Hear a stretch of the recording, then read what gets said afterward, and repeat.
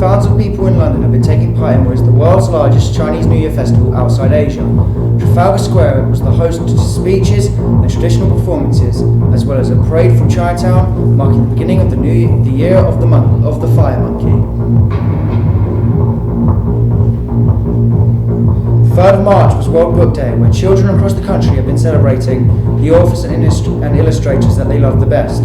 This is to raise money for the charity and help them break the world record for simultaneous book quizzes. Which women in history have inspired you? March is Women's History Month, as Harry investigates. The stage show Miss Saigon in London's West End closed on the 27th of February. Its closure is to make way for the transfer of the hit Broadway musical Aladdin. What are legal highs and why are they dangerous? Our editor has been finding out how they have affected so many people, as well as what is being done to tackle them. It is of course the BBC School Report News Day, where thousands of students will be making and broadcasting their own news. Our correspondent George looks at the history of television and news. Plus, Chris and Matthew have been finding out why eSports have become so popular, as well as who plays them.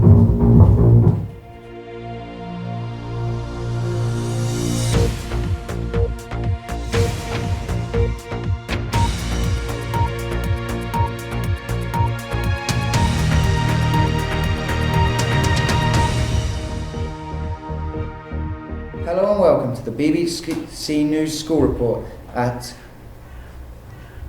2 o'clock with me, Charlie. Firstly, Charlie and I report on Chinese New Year celebrations in Trafalgar Square.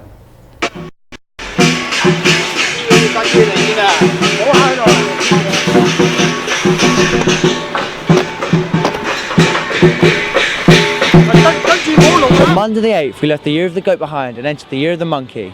We're here today at Trafalgar Square where celebrations are taking place to mark the event.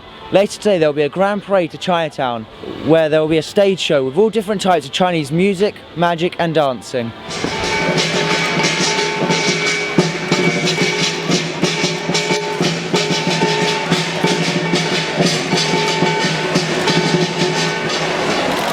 Ooh. 2016 is the Year of the Fire Monkey. This is associated with Chinese astrology, where each year is represented by a zodiac and one of the 5 elements. The zodiac and one of the 5 elements are said to affect your personality and destiny.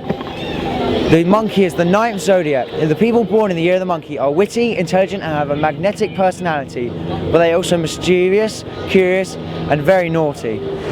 Let me wish all of you a very happy Year of the Monkey. Today happens to be Valentine's Day. Let me also wish you happy Valentine's Day. I wish that all shall be well and Jack shall have Jill. The festivities over the coming days will again strengthen the bonds between the Chinese community and the rest of the people in London. The celebrations are also immensely popular with people all over backgrounds in the UK and with many visitors from abroad who come to be part of the London Chinese New Year parade. Gung Hai Fat Choi, Happy New Year! The zodiac come from an ancient story about how in China the Jade Emperor wanted a way to tell what year he was born in, so he held a race between 13 animals to decide the names of the years in a 12-year cycle. And Chinese New Year is not just about zodiacs, it's about giving and celebration. On New Year they have red envelopes that they put money in and give to people as gifts. On New Year's Eve people have a family reunion dinner and then at midnight a bell signifies the new year. On New Year, they set off fireworks and firecrackers because of an ancient story about a monster that was scared away by loud noises. That's why today there are many people with fun snaps. Then they offer a sacrifice to their ancestors, and finally they watch the dragon and lion dances. On the days after New Year, they go visit their family, but they do not clean their house till 2 days after, because they believe it washes away all the good luck. What do you think is important about Chinese New Year? Well, it's traditional, so we spend Chinese New Year every year. So it's a big day. I think she said more says what we think, and yeah, Harry, go. What do you think is so important about Chinese New Year? It's basically the start of the year. It's like, you know, to start the year, new beginning. Big day of the year. Yeah. Chinese New Year is important because, I mean, it's the biggest, for Chinese people, it's the biggest festival they have. So traditionally, Chinese New Year is like a spring festival, the coming of spring. So obviously after a hard winter, the festival is very important. Why is New Year so important? Well, okay, it's the start of the year for Chinese, and also in the Gregorian calendar, you see. And it's a Chinese tradition. Is like it goes with the science of animals, different animals. Your life should be, spiritually speaking, it drives with what animals for the year, you know. Whatever, it's a future. If you believe in Chinese tradition. The atmosphere here is amazing. So many people from different cultures have come here to enjoy the celebration and entertainment of Chinese New Year.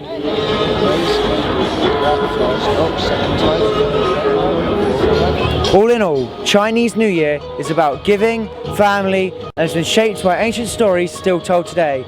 This is Charlie, BBC News, wishing you a happy New Year. Now we go to Jamie, who's behind the scenes at Trafalgar Square, the Lord Mayor of Westminster, and the Deputy Leader of the WCC.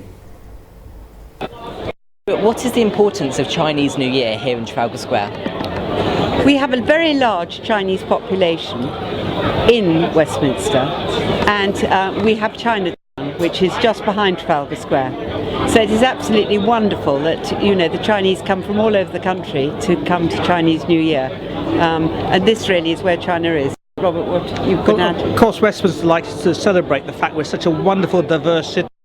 You know, there are 103 different languages spoken in some of our schools, and the Chinese are, as the Lord Mayor said, a very important ingredient in our diverse society, and it brings in a lot of investment. This is a very much part of our local economy, and so we're very proud to be associated with the Chinese New Year in particular. Here, of course, not only in the heart of the country, but the heart of Westminster in Trafalgar Square and Chinatown. Excellent, thanks. So why do you think that it's so important to maintain a good relationship between the UK and China? It's absolutely essential. I mean, China is a growing place. We've had ties with China for thousands of years. And, you know, the first time I went to China, Chairman Mao had just died and was lying in a coffin in Tiananmen Square. In those days, literally, China, it was so backward. Everybody was going around in blue uniforms and riding bicycles. There were no skyscrapers, nothing, and they literally didn't have any food. They were starving. To go to it now, it is the most vibrant, amazing place. I also think the important trade links between the two important countries, you know, and I think there's stories about us actually exporting tea to China. I mean, it's as ludicrous as that, because we have such a good relationship with that country, and we obviously import a lot as well, and I think a very important political as well as cultural relationship with a country we trade with is extremely important. And of course, in Westminster, the heart of the city, a lot of our businesses rely on Chinese tourism. You go to the big stores in Regent Street, Bond Street and Oxford Street, and they'll tell you that the Chinese tourists are the big spenders. Excellent, thank you. And finally, what do you think that the atmosphere is like here today? Absolutely wonderful, fantastic. It's lovely seeing not only just Chinese people here, but British people, other people here from all around the world. That's what Westminster is so special, is the fact that you get people from all around the world enjoying something that is very cultural, something that is very particular to part of the world, but is in fact, as I said, a good example of what Westminster is all about. Excellent. Thank you very much for joining us. I'm joined by Matt, who's got some gaming news. The new multiplayer footage for the first-person shooter, Doom, has been released. The hype is real for the new release of the gory game Doom. A handful of players test the game for glitches. This is called a beta. This will begin on the 31st of March until the 3rd of April. The bad news for all them Doom-hungry people wanting to play the beta will have to have pre-ordered the game Wolfenstein, the New Order. Doom will be out for the rest of the world on the 13th of May. Thank you. The 3rd of March was World Book Day, and James brings us this report. Thursday, the 3rd of March 2016 was World Book Day and saw many children across the country celebrating their favourite authors and illustrators. From novels to non-fiction, ebooks are becoming increasingly popular due to their convenience and ability to purchase writings online. Tablets and other devices make it easy for readers to carry whole collections in their pocket.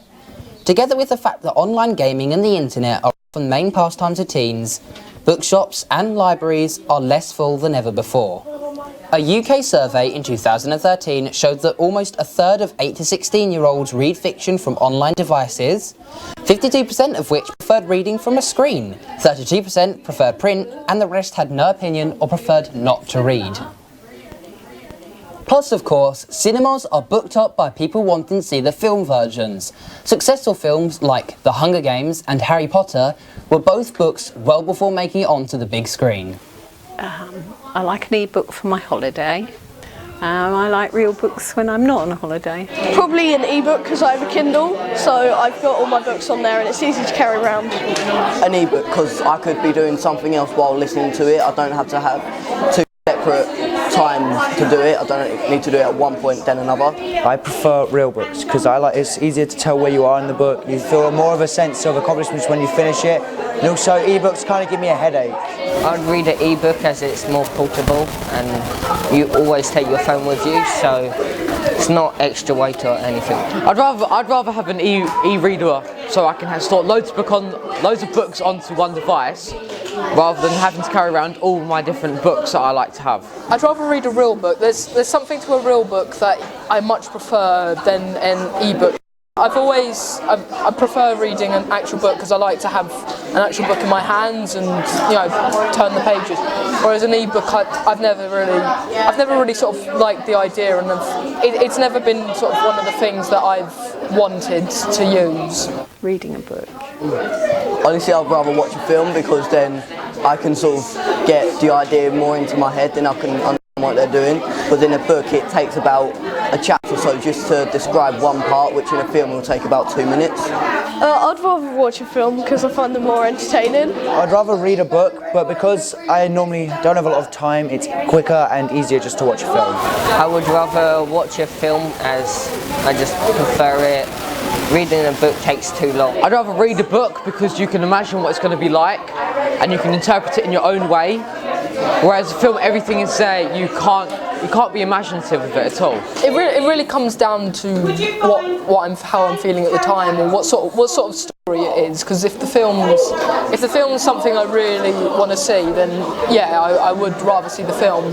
But if it's a book that that I'm really into, or that I much prefer to the film, then I'd much prefer to read a book. So what is World Book Day? Well, it's a registered charity that gets funding from publishers and supporters, as well as participating booksellers. This year they've also attempted to break the Guinness World Records title for the most people participating in simultaneous book quizzes, which took place on the 22nd of February. So the big question now is, should we keep reading books, or is it time to start a chapter with technology? James, BBC News, The Library. Further to that, they did indeed manage to break the world record for people participating in simultaneous book quizzes, with 6,388 venues taking part at 62 worldwide locations. Congratulations to them. I'm glad to be joined by Tristan with some breaking news. Hello. Millions of low-income householders could find that their energy bills will decrease following a Watchdog's report into a UK energy sector. The CMA have come to a conclusion that around 4 million prepayments needed protecting until 2020, until smart meters are rolled out. Roger Whitcomb, chairman of CMA's investigation, told the BBC that the price controls would lower bills by £300 million in total, the equivalent of about £90 per household. But now, Harry investigates what Women's History Month is all about. Women's History Month takes place from the 1st to the 31st of March every year and is celebrated all over the world. It celebrates the historical figures of history. These include female artists, performers, monarchs and some distinguished soldiers. Events are held all over the UK and all over the world to celebrate these historical figures, and these events are extremely diverse in nature. I'm standing in front of the Women of World War II statue in Horse Guards Parade. This is an example of a monument to great women throughout history. Women's History Month began in 1981 and the theme of this year is honouring women in public service and politics. So I'd like to ask you the question, what's so important about Women's History Month to you? Oh gosh, Angeline, you go first. I need time to think about that. I think it's about making sure that women utilise our rights and so respecting what women previous from us have basically sacrificed their own lives for, and that we actually do make the effort to go out and vote and, you know, get high-powered jobs. Definitely, I think I completely echo that, and I think it's more about exercising what so many women before us fought for, and also as well enjoying that we are 50% of the population, and really stepping up to that and remembering women like those behind us that did actually come as our forces, because without them we wouldn't be here. And that there's still women around the world that are still not being able to do what they want to do, not live the lives that they want to live. Yeah, and secondly, I'd like to ask you the question, do you think it's been achieved that women are now equal to men as well? Oh, look at Parliament, that's all I can say. There's not enough of us out there. Salary-wise, it's not been reached yet. No. There's a huge gap in regards to the sort of careers. Yes, women are taking strong leadership careers, but when you look in the boardroom, there's a lot of women that, well, it's still very male top heavy. Yeah. We need to get more women into the boardrooms and especially around the world as well. Yeah. Politics, we're not there. You know, things like homeless women don't tend to be as known to services as men. Yeah. There's, you know, mental health services, prison services, all the services that there are, women are just not identified and they're not approached in the same way that men are. And that to me is not equality. So we've got a lot of work to do, but I'm very optimistic. Oh, yeah, we're getting there. Yeah. Many events are happening this month. So for this year's and any year's Women's History Month, we shall remember women's greatest achievements. Harry, BBC News, Westminster. If you're a BBC school reporter and want a shout out, or you have a breaking news story that we could cover, then please contact us by emailing hurstmereschool@gmail.com or via Twitter at BBC Hurstmere. Now we go to Matthew, who has the report about closure of Miss Saigon.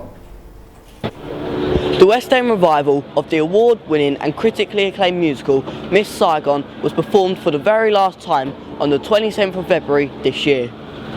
Miss Saigon is based at the end of the Vietnam War and is about a 17-year-old girl named Kim, who is a barmaid in Saigon. Kim falls in love with an American sergeant. The two start to form a relationship.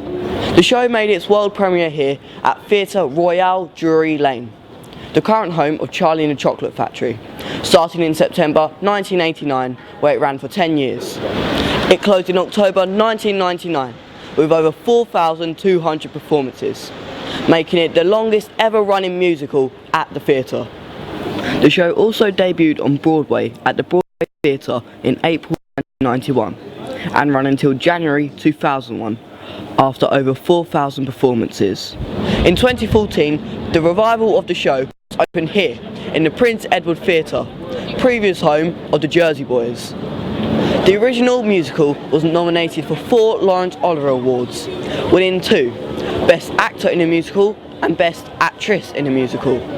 The other 2 it was nominated for was Best Director and Best New Musical. The West End Revival was nominated for 2 Laurence Olivier Awards for Best Musical Revival and Best Actor in a Musical to John Briones as the engineer. The reason for the show's closure is to make way for the West End transfer of the hit Broadway musical Aladdin, based on a 1992 Disney animated film of the same name. Aladdin opened on Broadway in March 2014 at the New Amsterdam Theatre. Despite Miss Saigon's closure in London, it was announced that the West End production will transfer to Broadway in the spring 2017 for a limited time until 15th, 2018, and will be followed by a national tour. So if you haven't seen the show already, the curtains are still opened in the United States. Matthew, BBC News, Prince Edward Theatre. Anticipated Tom Clancy's The Division has been met with quite a few problems like we have come to expect with newly released games. The main problems gamers have been facing are connectivity problems and software crashes. But the problems don't just consist of software problems. One big problem gamers have been facing is the world's pranksters banding together to ruin everyone else's gameplay. To hand in quests in this massive online experience, you must go to a counter in the safe house, but pranksters have been blocking the doorways to these safe houses. As you cannot pass through other players, quick quests have been lengthened to hour-long waits. The problem has led to players taking out a page out of the British Book of Courtesy by creating huge lines for the quest hand-ins, just like those you might see at a shop on sale day. But besides this, the game is rated very highly, and these problems are nothing compared to the day one problems of games such as AC Unity.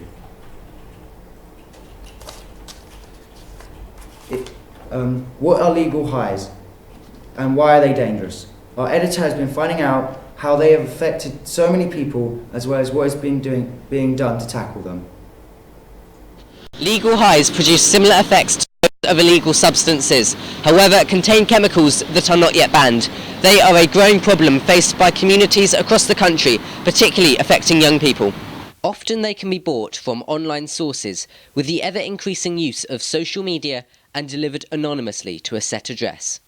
I think legal highs has been a problem for a little while now, and 4 years ago I was the drugs minister and helped to draw up this drug strategy and was conscious of some of these new drugs that were coming onto the market that were legal and how that was mistaken, people thinking that because it wasn't illegal it was safe.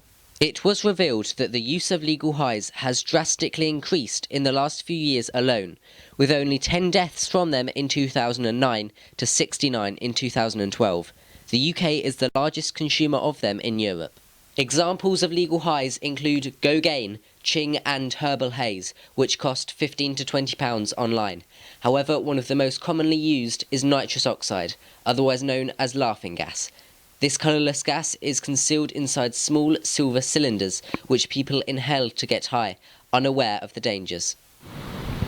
Feelings of anxiety, confusion, panic and paranoia can be felt. Plus, a strain is put onto the heart, nervous and immune systems. The consumer's reactions can be slowed down, making them feel forgetful and unstable. In extreme cases, coma and death can be caused. I'm not really sure what legal highs are. What I presume it is like people's perception of things in society. Not really. I know it's some kind of drug type thing you can take legally. The government has proposed a psychoactive substances bill, which is currently in the report stages at the House of Commons. It is hoped to reduce the use of legal highs and discontinue the selling of them.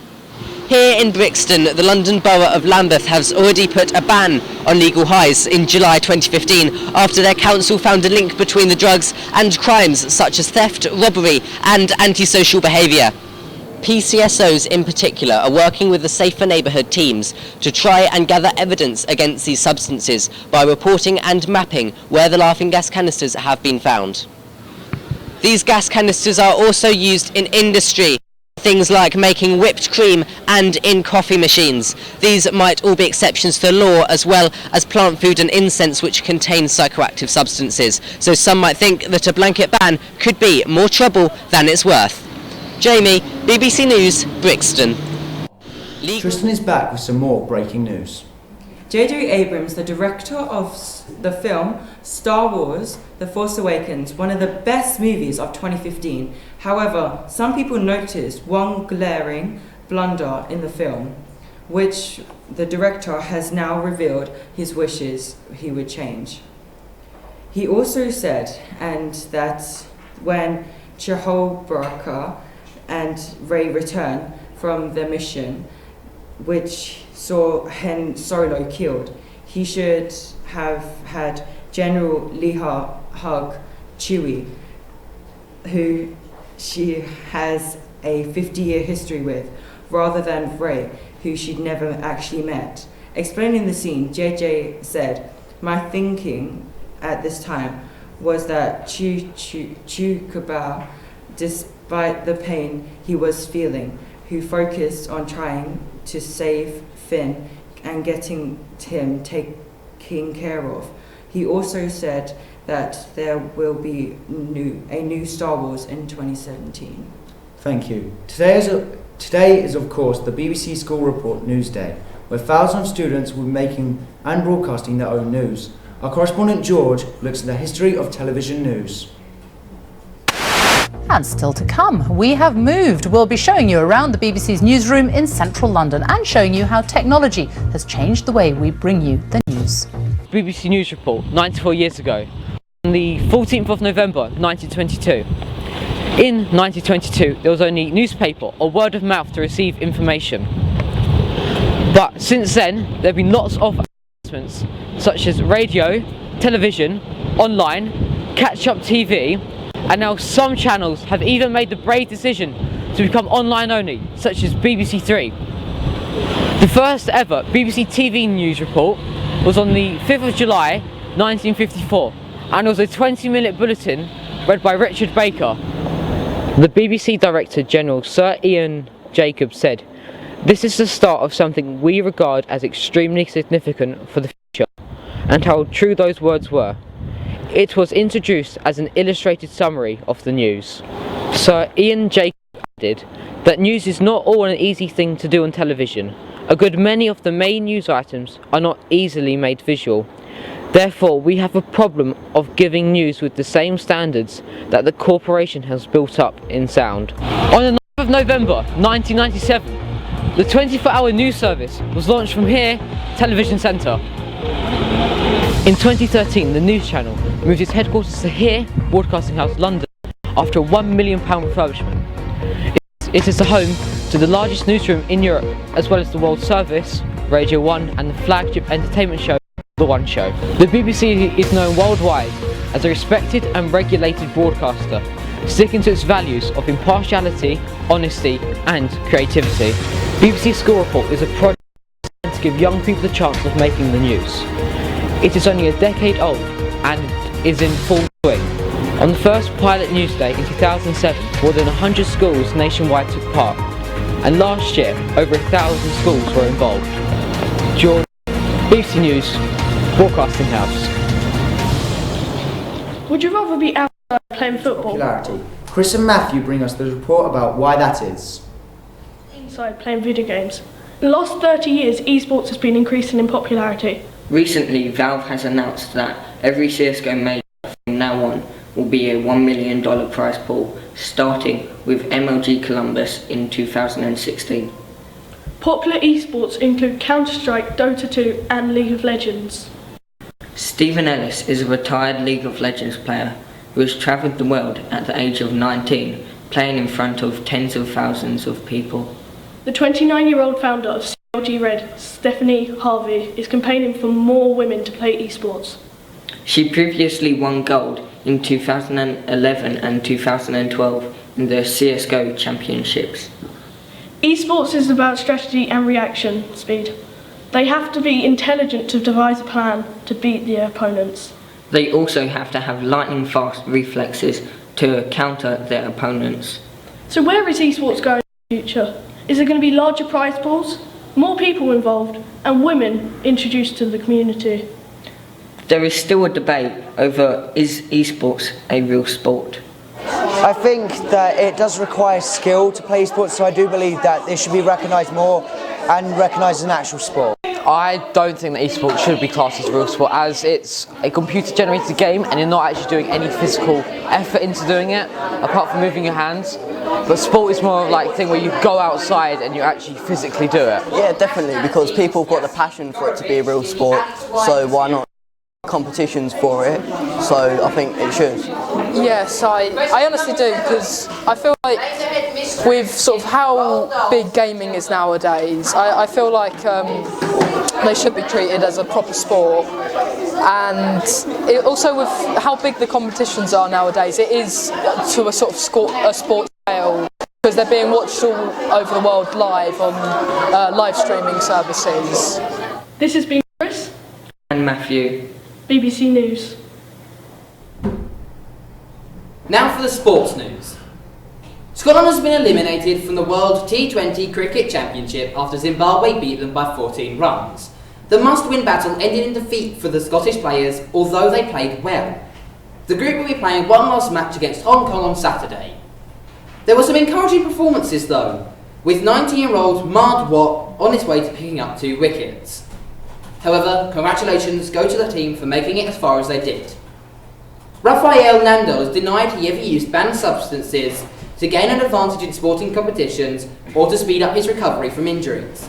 Rafael said he was a little tired of the rumours. He added, "I am a completely clean guy. I have never had the temptation of doing something wrong." In football news, Liverpool to play Man United. Liverpool's manager, Jurgen Klopp, said today's last 16 tie against Manchester United is the mother of all football games. In the Champions League, Chelsea lost against St. Paris German 2-1. The first goal was scored by Ibrahimovic as he crossed the ball to Adrian Rabiot to score from a close range after 16 minutes. Chelsea's manager, Gus Handick, said that we gave too much respect in the first 10 minutes. They were dominating. They are a good side, but once we stepped up, we had some chances. In the 67th minute, it all changed. We have a good chance to score, then Diego Costa was injured. We knew that he was not totally fit, but he desperately wanted to play, and he scored a beautiful goal.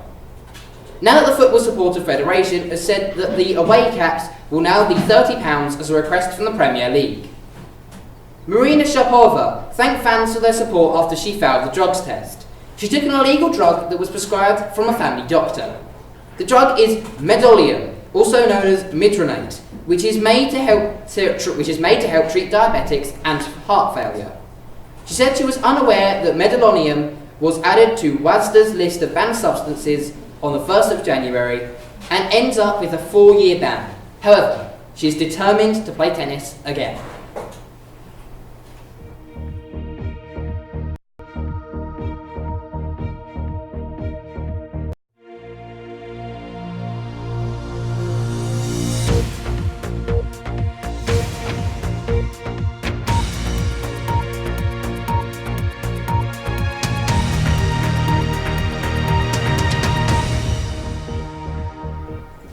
Hello and welcome to the BBC School Report Weather with me, Tristan. Today, much of England and Wales have been covered with clouds and a bit of drizzle scattered across areas of the country, leaving sun to Scotland and Northern Ireland. In London, the day started off as 8 Celsius and light clouds. By 12 o'clock, it has risen up by 10 Celsius, staying the same until 2 p.m. By 3 p.m, it will reach up to 11 Celsius. Moving up to Manchester, it is colder than London by starting the day with 3 Celsius. However, it rose to 7 Celsius at 12 noon, holding the temperature until 2 p.m. The final sighting moving up to 8 Celsius at 3 o'clock. Flood warnings have been issued to the Met Office, and the warning have been issued to the following areas: South East England, the 1 warning and 40 alerts; the Midlands, 32 warnings and 45 alerts; Legion, which has 21 warnings and 44 alerts; and finally, North East England with 1 warning and 8 alerts. Tonight, clouds would have thickened and some clear spells and some bright spells. BBC School Report Weather.